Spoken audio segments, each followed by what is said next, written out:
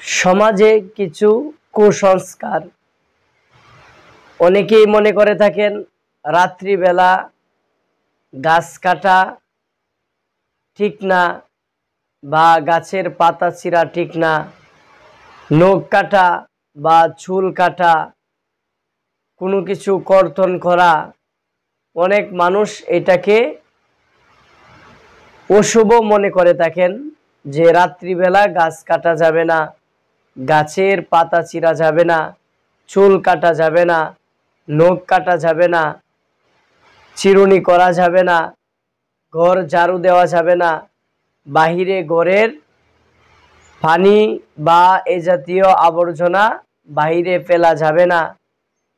ওইটাকে মানুষে মনে করে থাকেন ওইগুলা যদি বাহিরে ফেলা হয় বা এগুলা যদি রাত্রিবেলা কাজ করা হয় এটা ঠিক না।